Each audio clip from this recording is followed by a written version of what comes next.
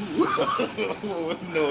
का हाल बा भाई लोग, सबके हम बतावत हैं, जैसे दादा दादी काका काकी बूढ़ जवान भाई भौजाई सभी लोग को एक करियवा के न्यू ब्लॉक में स्वागत है।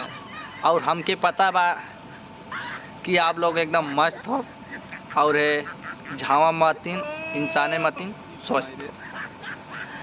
तो दुनिया में पता है बहुत सोचत रहनी, बहुत देखनी, बहुत दुनिया देखनी, अब देखले कहीं पौआ भर कहीं सारा फेंकिला इतना बड़ा बड़ा। आज ही लखनऊ में जौन के आई देखा पीजीआई हॉस्पिटल और काफ़ी वीडियो डाल भले पीजीआई हॉस्पिटल का मारे यार वो पाइप एक बुझाता एकदम समुंदरे में से पानी निकलत है।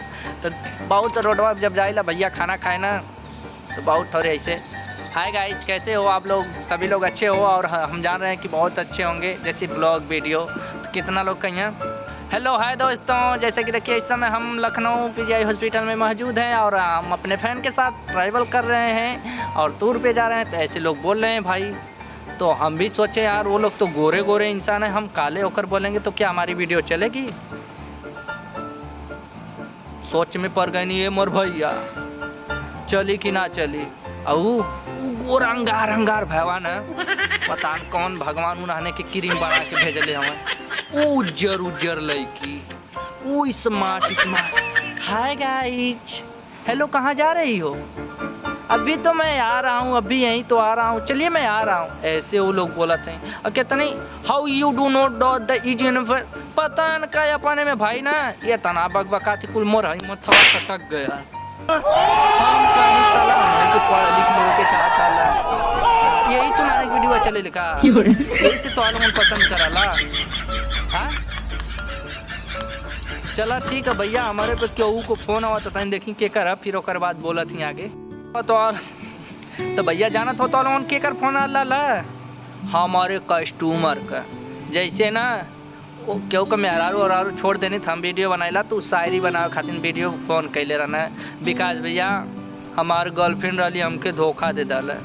हम कहनी भैया तोहरा गर्लफ्रेंड ना दुनिया में बहुत जने के गर्लफ्रेंड धोखा दे देते हैं। शुरू में जब प्यार लोगन करबा तो कबा सारी जिंदगी हमारी तुम ही हो, हम तुम्हारे बिना जी नहीं पाएंगे, हम तुम्हारे बिना रह नहीं पाएंगे। बाबू सोना अब बैठे कोना पकड़ के रोवा ना पूछे ये बाबू आ तो हर सोना जल्ला मोर भैया। तो मेहनत हम बड़ा ज्ञान बाटीला, हमके खुद ना ज्ञान है तो हम दूसरे क्या ज्ञान बाटी। हमार जिंदगी यह कि भाई अकेले जी थोड़ा मोड़ा वीडियो बना के तो आलो उनके दिखाएं, वो तो हम लोगन देखबा कि ना देखबा। बतावा दोस्तों भाई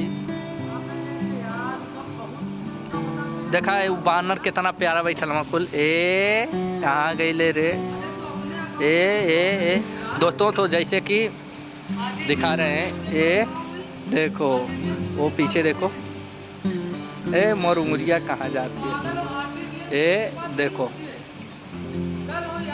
वही ना। तो दुनिया में वह इंसान आगे बढ़ी भैया जे मेहनत करी।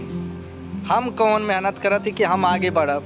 अब पहले तो कॉमेडी वीडियो बनाता नहीं तो आलम तो देखते रहला है छछुन्नर मथिन मुँह लेके करियवा करियवा कहतला रे करियवा की वीडियो आ गई। लेकिन अब ब्लॉग वीडियो बनावत हैं, अब देखबा कि ना देखबा। अगर अच्छा खासा प्यार दुलार दिखेबा नई नई चीज़ दिखाई और नई नई माल दिखाई तो आलमन के।